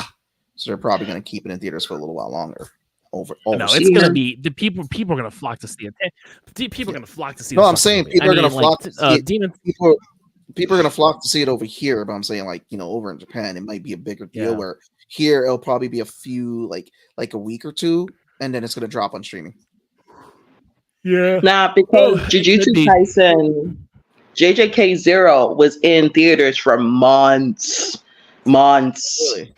Which was the prequel to JJK, the series. And you don't even need to actually watch the series to know what the hell is going on. In fact, it kind of gives you more information about certain characters. And I remember watching both the subbed and the dubbed in completely different time frames. And it was still, and when I went to the movies to watch, I think, was it like Megan? Mind you, this is like months after JJK0. It was still in theaters. So who knows? You might have a situation where they might keep it in theaters for quite a bit. Okay. Maybe that's going to be interesting. I hope not. And unfortunately, who knows? I mean, the theaters it's just I know it's going to happen. I just want to see it. Kind of want to rip the Band-Aid. Kind of go through my trauma. Where Attack on Titan was like, yo, y'all I'm over y'all. Like I'm over y'all with you calling the final season, and we're all like, it's not the final season. Final season part 1. Final season part 2. Part 2. Final season. Yeah, my cousin, who's like, I helped raise her, so she's like my child. She said, sis, she's like, I love you, but I need Attack on Titan to be over so I can move on with my life. And I said, damn, you're 18. Why are you talking like you're just... I mean, look, was she 18 when the final movie came out, or she just turned 18 this January? She was like 17 when this was tapering off. I'd say you sound like a middle-aged woman right now. No, but think about it though. Think about the time between season 1 of Attack on Titan to season 2. She had a life. Yeah, she did. She had her teen years. Yeah, she did. Because we were still in the Bronx. I remember still living in Parkchester when season 1 came out because everyone was dressed as the Servant Corps. Like every fucking person had the wings of freedom on. Everybody. I still lived with my roommate. I wasn't married yet when that came out. Yeah. Wow, that's crazy. I think I was in college when I think I was like either starting or like kind of tapering into it when Attack on Titan started picking up in terms of like the hype and everything. And I'm like, what the fuck is this? And my cousin's like, oh my God, Attack on Titan. I said, oh, you're going to be traumatized. We'll see how you are once it finishes off. She's like, I need this to be done. I worked a year at Cablevision, and that's been 11 plus years ago. Okay, here we go. I got you right now. Attack on Titan first aired April 7th, 2013. Okay. 2013. So that was after 2012 when we were talking about disaster movies and everything. Let's see. So we had just moved to like right before 2013, April 2013 to September 2013. It ended. No, I wasn't even Parkchester. I think because we went to Parkchester when Bear was born. We were still on the Grand Concourse. We were on the Grand Concourse when it originally aired, and then season 2 came out 4 years later in 2017. And then, I went through college. I got my bachelor's. Whole bachelor's right there. Right. then season 3 part 1 2018, season 3 July 2018, season 3 part 2 April 2019. Then the final season part 1 December 2020, the final season part 2 January 2022. The final season part 3, March 4th, 2023, and the final season part 4, November 5th, 2023. You know what? Let me put it like this. So I went through my 2 degrees. I went through 2 of my degrees within that time. Caught COVID, almost died, published 2 books, been at this job for like 3 years. Yes. This shit started 2 years after I graduated college, and I didn't have a child yet. It ended. I had a graduate degree, a house, moved twice or 3 times, 2 children. Like it took 10 years for this stupid anime to like do its whole thing. So like you said your niece that you essentially my cousin, my poor child. Like she had her entire fucking life. Majority of her life was Attack on Titan. But you know what? That's kind of how I feel about Bleach because Bleach started airing in 2004. Bleach was in high school. I was in high school when Bleach came out, but also like I think, but 1,000 Blood War came out because the fans were just like, we need more, right? Because it didn't officially end, right? When the show and the anime Bleach ended, came out when Adult Swim was a thing, and they were airing it on Adult Swim. 2004 was when it came to the United States. Toonami's been out since the 90s. So the crazy thing is I grew up watching Bleach. So I kind of just sat there and said, you know what? I'm in too deep. I'm in so deep. I need to finish it. And I remember when the chapters for the manga was coming out every week to go and keep up with it. So I think the manga had already been done for at least 6 to 8 years prior to the 1,000-Year Blood War, coming out. That's how I feel about One Piece and Dragon Ball. I believe One Piece is supposedly ending. Supposedly, so it appears. I'm saying it's been out. It's supposedly ending, and My Hero ends next week. Well, I'm with One Piece. I believe it came out when I was in high school. Dragon Ball has been out since freaking forever because I remember trading VHS tapes for Dragon Ball episodes. VHS tapes. And then we were talking about like GT came out when I was in high school. That's crazy. Yeah, but we don't talk about GT because GT don't count because it's not canon. GT don't exist. That's it. GT doesn't exist. It's that Dragon Ball we don't talk about. It's Dragon Ball Z, and then you waited 10, 15 years in Dragon Ball Super. GT don't count. Oh my god! Yeah, We don't get Baby anymore. They put Baby in the corner. That's what they did. It was funny because I didn't watch Bleach. Like I just wasn't about Bleach. Yeah. I was one of those because it was the same time when Naruto came out, and I know like it was one of those like you're either Naruto or you're Bleach or you're both. You could be both. That's fine. I'm sorry. But I was very much like I'm all in on Naruto. I loved it. I love that fucking anime. Like I love Naruto more than Dragon Ball. Just because I didn't grow up, like I watched Dragon Ball Z, but I didn't grow up with Dragon Ball Z. Where like I grew up with. I mean, I do like Naruto more than Dragon Ball because I said like I'd say it to this day that I got upset with Dragon Ball with the whole. Okay, we're gonna take 15 episodes to explain one thing. I mean, but Naruto did the same thing. We're gonna give you 15, 20 filler episodes. Look, did. I love Naruto, but I looked up the guides. I didn't watch that filler. See, that's why it took me so long to get into Naruto because I didn't get filler with Tenchi Muyo. I didn't get filler with Trigun because Trigun had a beginning, middle, and end. Even though Tenchi Muyo didn't have an end, it kept going for years in the comics, but it had spun off 3 series. That shit was airing every week in Japan. Yeah. And it was like, we're gonna wait for Shippuden to move on ahead, so we're gonna do 100 episodes after the fight in the Valley of the Death. 100 episodes. Well, even like Full Metal Alchemist had a beginning, middle, and end for series 1, and then they came out with the full series, which actually followed the manga because the manga wasn't completed at the time. But also, too, don't forget, I came through an era where you were lucky to get an anime that finished. That's true. But there was a lot of series that did not finish. Yeah. Like you had the whole thing with like Yu Yu Hakusho, for example, that it was a point where it kind of stopped before they tried to continue.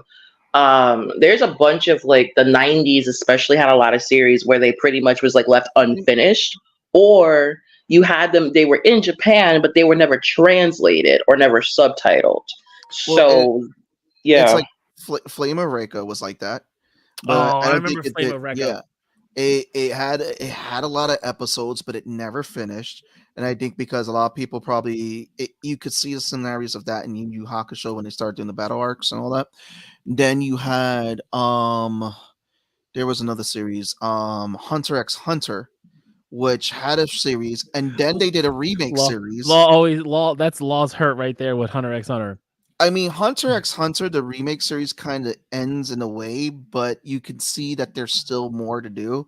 And they've been talking about that there's going to be a continuing series following the remake series. But I remember, Hunter x Hunter had the first series. They never finished after that. And then they did the remake, which went in the Chimera Ant arc. And then you did have something after the Chimera Ant arc, which followed Gon and Zoldyck. And they pretty much kind of ended it there where Gon I got a message from his dad, and it's kind of like it felt like they were ending Gon's arc, but like they were letting you know that the other characters still had an arc that was going on in that universe. The talks are is that what's his face, the one with the red eyes, that his arc is supposed to be next. Kurapika. Yeah, because then you also have even though this is like one of those, if you know about it, Fruits Basket. They had a 2001 version which they never finished, and like 18 years later they decided to do the whole manga plus the prequel with the main character's parents. So it's kind of like those are like one of the many examples where you've had series that technically started and then just stopped. Now the key to Bleach, what I did for my mother, because she actually is the one that got me into watching it in the first place. My parents got me into watching Bleach. Was I obviously subjected myself to all 366 episodes before the Blood War, but I gave her all the episodes specifically for Aizen. Got rid of all the fillers. I said, you want to watch the main arc? This is what it is. If you want to watch these other arcs, these are these episodes. Do as you see fit. You can ask me any question you got. Do as you will. So that's kind of like how I did it for her and for everyone else that wanted to follow Bleach. Because truthfully, Bleach was a situation where they started doing more fillers because they already had caught up to the manga. So it's kind of similar to Naruto when they started doing a lot of the fillers because they ran out of the content. hence the filler arcs that were being filled. So as far as like the Blood War, it's coming straight out of the series, and that's what's supposed to be the final arc. But what's going on is Kubo, the creator of Bleach, has been hinting at a Hell arc, which is kind of like what's been going on with the Aftermath. Like he did a one shot, I want to say last year. I want to say kind of like what happens when the captains die. Anyone that's captain level, like what happens to them, and how do you go through the procedure or the process of burying them? How do you do it? And it kind of hints at what to do during the Blood War with the lieutenant of the first, like the head captain.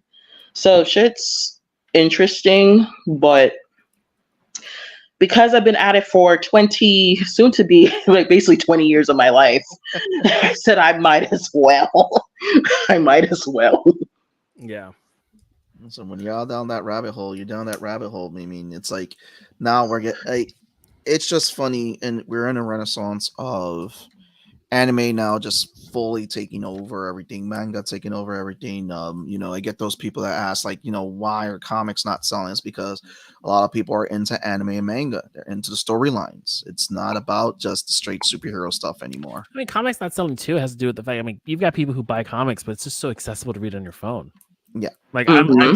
I do that's like for, like of all like I will buy a book. I will not buy comics. Like I resubscribe to Marvel Unlimited so I can start reading Doctor Doom stuff, or Comixology, which has a really good library of stuff. Although Comixology does it really fun, where it's like, hey, we'll give you half of the series for free for Comixology, and then you got to buy the rest. There's also Global Comics now too, which is Global Comics has their own thing as well. Yeah. But it's pretty interesting because like the comic stuff that's doing very well is some of the updated Marvel stuff. The fact that they're pulling out some of the fun Alien stuff now. Aliens versus Predator, like the Predator versus Wolverine was pretty fun.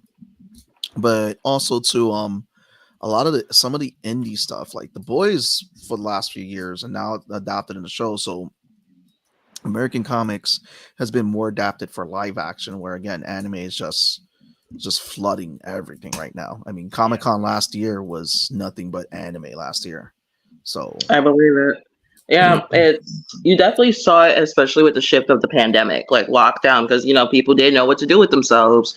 And then you get this insane influx of people just, watching anime and watching all these series, and it's flooding up your newsfeed. It's like, oh my God, why didn't anyone like try to get me to watch this before? And it's like, we kind of tried, but you thought we were weird, or you thought, all these other things about us, For many years, Toonami tried. We gave you Cowboy Bebop. We gave you Trigun. We gave you Full Metal Alchemist. We gave you Tenchi Muyo. We gave you Outlaw. We gave you Outlaw Star. We gave you Gundam Endless Waltz. We gave you so much stuff. There's so much in the treasure trove.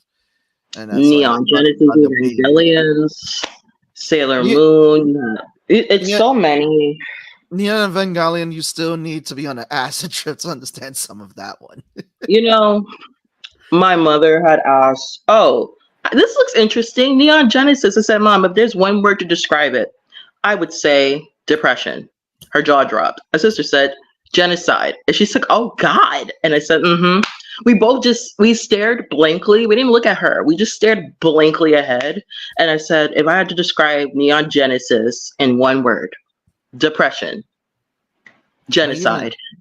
And we didn't even touch on the 80s and early 90s anime. You had Armitage the Third, which spun 2 movies. The second movie, don't watch it. It sucked. The first movie was great. First movie actually had Kiefer Sutherland and I believe it was Elizabeth Berkley as the voice cast for the American version. You had Ghost in the Shell, the original Ghost in the Shell. You had Akira. You had Violent Jacks. You had the original Devil May Cry, which got the remake later. You had there was anime in the 80s and 90s was also different too. Oh, very different. It was definitely different. It was built different. I even remember, was it Appleseed? Was another one that was pretty good. Like, there's so many, and if I honestly had to sit there and pull up a list or write a list of all the shit I've watched, I don't know. I'm definitely gonna be at least in the upper 100. Like, It's past the hundreds. It's not even an understatement. I think between me and you and Tone, we'll come up with a nice list. Because Tone was like, "Yep," his dad gave him all those movies to watch too. Yeah, I mean, I watched a lot of stuff too. Like, I didn't watch a lot of the Super Series, but I watched like a couple of things, like the standalones, or like even when most of the stuff. Remember the brand Manga with the flaming thing. It would, when you put the VHS in, and it would just flame and turn in and just. This was the song that always came on. It was from KMFDM, and it was always, and it was a staple with KMFDM. It was a staple that pretty much stuck with Street Fighter when Chun-Li fought Vega, and then the brand Manga used it for a lot of their stuff. It was called Ultra. That was the name of the song. And it was the one that was like, "Give it to me," and it just like, you see, it just, you know, it was became the whole like anthem. Yeah. Especially again when it started, when Chun-Li was whipping Vega's ass in that scene. But the Street Fighter movie? Yeah, yes. And then Manga took that song that they used for the background and used it and ran with it. Ran with it. With that Street Fighter movie was, when it opens with Ryu and Sagat fighting in the thunderstorm. Oh man, that was classic. Hello. Hey, what's up? It was like, I remember watching that as a kid, and then she fucks Vega up. That lives in my head rent free, but honestly, hearing Bison say psycho power was one of the things that kind of made me laugh throughout the whole movie. It's like, if I had to think of everything about that movie, it would be Ryu in the thunderstorm, Chun-Li beating, like, fucking up Vega. I mean, straight kicks to the face, bruising and kicking him through the bricks, and then psycho power. I don't know why, but that seems to be like, you know what's funny for Bison, because I always think of Bison in Street Fighter Alpha 3 when he would do his ultimate of, he would be like Psycho Crusher, and then he would float back behind the screen and then come in with this. Like, I don't, like, you know, it's like, it's the same thing with Captain America and Marvel vs. Cap. Final Justice, Shield Flash, like, you know, like all, like all those like fun sounds that you hear from fighting games. Yeah, like that, those good times. That's also too, back in the day too, was Ninja Scroll. Oh man, yeah, couldn't take your kids to see Ninja Scroll, even though Shy, I'm sure, saw it at 7. Listen, you had to do. That was like one of the ones my dad did not let me see. I had to watch Ninja Scroll like on my own. Listen, you had a dude ripping another dude's arm off and then drinking the blood from the arm. No, Ninja Scroll was wild. So if this was like Jeopardy, I'm like, take Altering My Brain Forever for 500. Like, that is definitely on the list. Like, oh, this is interesting. Why am I watching this?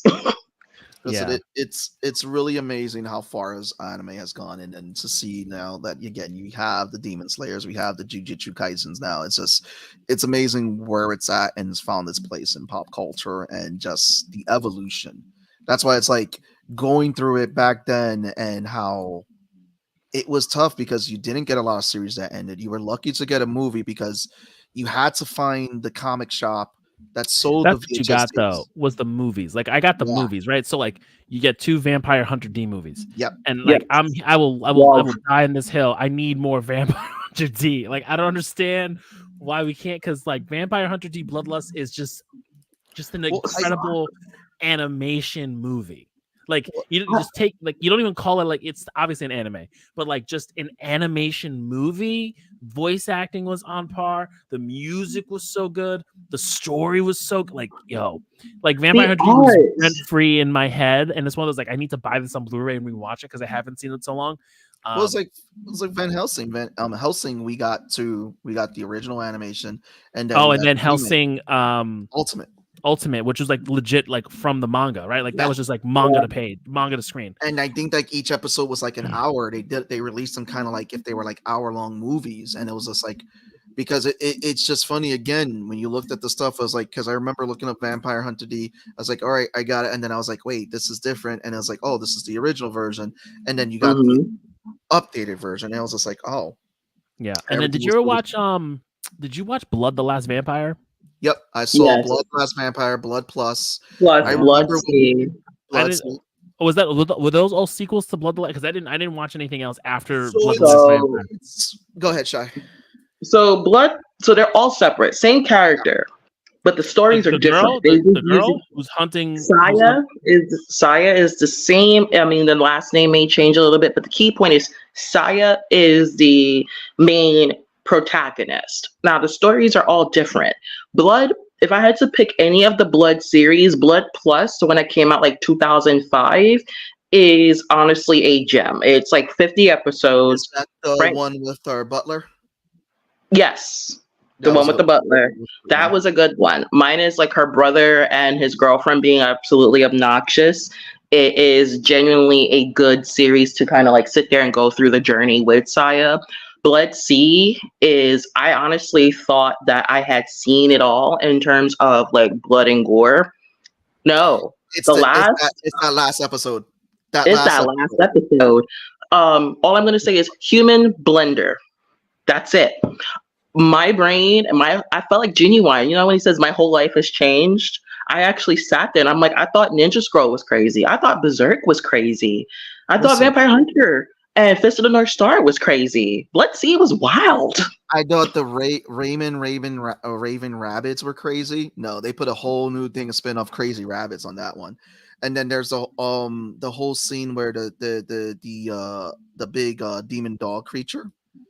When it killed her so-called friends who were actually working for the company, and then it splits the girl in half by the legs, forced a split horizontally and ripped her in half.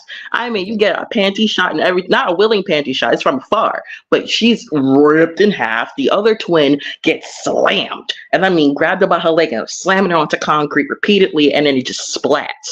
It was just absolute, I think it was like 20 minutes of just my sister and I screaming. It was just like, what the fuck? That's all you could do. Yeah, it's one of those series that makes it always like when they do the anime list of gory top death scenes, top horror anime, it makes it.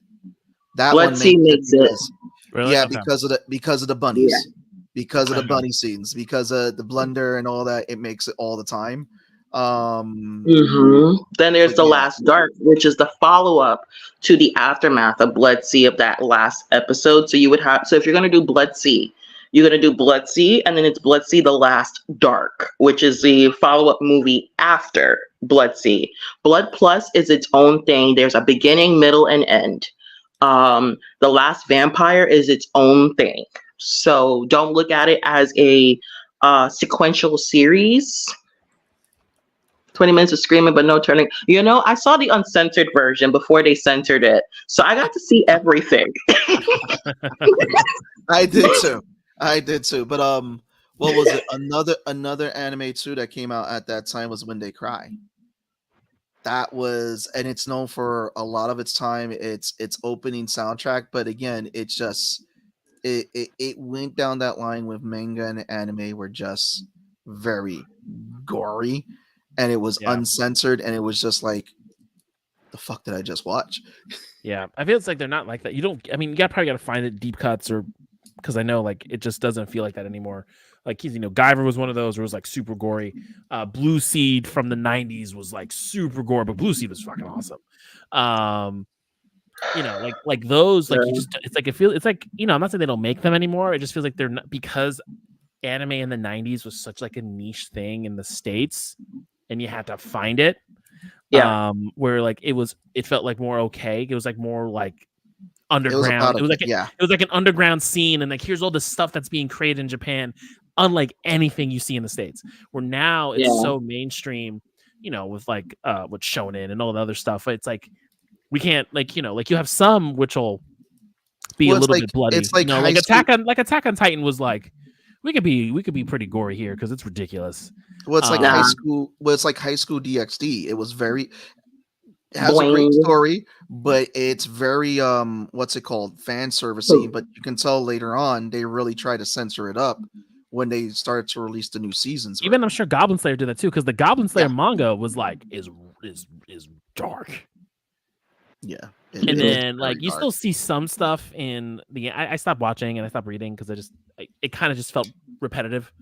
But like you watching it, you read the manga and I'm like, oh man, this is rough. And then you watch it like, okay, well it's still rough, but they're not showing it as explicit. And then obviously Berserk doesn't care, it'll just show you whatever it wants. No. It just does that. See. And that honestly, Blood-C, and I was finishing up high school when that last episode came out. So imagine me, it's like a half day. I'm running, like my sister and I are going home together. Oh, it's the last episode. This can't be bad. We didn't even change out our clothes. We decided to watch it. And all of a sudden, I'm certain that our neighbors heard us screaming the whole time. And it was just like, yo, what happened? And once everything ended, we kind of just sat there in silence. We didn't look at each other. We kind of just got up and left. Like we went to our respective rooms. We got changed. We didn't talk about it. And I think it took us like maybe about a couple of days I think it took the weekend for us to kind of sit down together and be like, so are we going to talk about the elephant in the room? You know, because honestly, Blood-C was really up there in terms of like shock factor. The level of creativity of the deaths was crazy. It was unhinged. You got the human blender. You know, you got one of the demons that's like sticking people. Looking that like up now, Tone. Human blender. You're gonna be looking that up now. Human blender. You got this one demon that's stabbing people like it's like a shish kebab. Like these people are shish kebabs, and I'm just sitting here like. I felt like Ralph from The Simpsons. I was like, I'm in danger. Yeah, that last like the way that show gets set up, it's like when you get to that last episode, it's totally fucking left field. I'm like, holy shit. But we are at that time. I mean, guys, if you're joining us now, make sure you go back. Me and Tone did get to talk about San Diego Comic-Con. Shai joined us later to talk about Demon Slayer. Catch us next week. I mean, we may talk My Hero or something may come up. I don't know. I don't know if we're talking My Hero. I haven't caught up on My Hero and watching. I'm reading currently. There's only like 2 more chapters left of My Hero, and it's over. Yeah, I gotta catch up with the boys, but we may talk something next week. Who knows? But WrestleCast may be here. Law is on vacation. Val couldn't make it. Shai is filling in. Thank you for joining us, Shai, who has a con coming up, who is helping host Gosai on August 10th, right? Yep. Nice. 2 days after my birthday. It's 2 days after my birthday, so that's happy birthday to me. I run around. So nice. There you go. Yeah, sad face. She may cosplay Tengen. She may cosplay 801. Oh, I'm gonna do Aerith. Oh, nice. I'm gonna do Aerith. Nice. If she doesn't fit, I might have to do Ada. I'm at a point where my cosplays are not becoming family friendly, so I'm a little restricted. So, and it's August, so it's hot. Yep. So you're gonna have a gut wound if you're Aerith, or what are you doing? I'm gonna keep it PG. So ideally, I would like to have. I'm gonna make Sephiroth's sword, and I'm gonna make it so it looks like it stabbed through me, and I'm gonna walk around during one of the cons like that. Another option is to go as Zack and have my sister go as an infantry soldier. So every Cloud cosplayer, she's gonna shoot me up, and I'm just gonna drop dead and say "Embrace your dreams," and I'm just gonna close my eyes. I'm here for emotional damage. Emotional damage. Yes. 80s PG. 80s. We're going 80s PG. You know how I'm here for violence. Yep. Did you not know this, man? It's Shai. Yeah, this is one winged angel. I will never remain a memory. I'm here to cause never-ending damage. And with that, this has been the never-ending story, what is known as the Nerds of the Round. This has been your boy Sebastian. Your boy Tone from across the hall. With Shai. Hey, bye. All right, we'll see y'all next week, everybody. 3, 2, boom.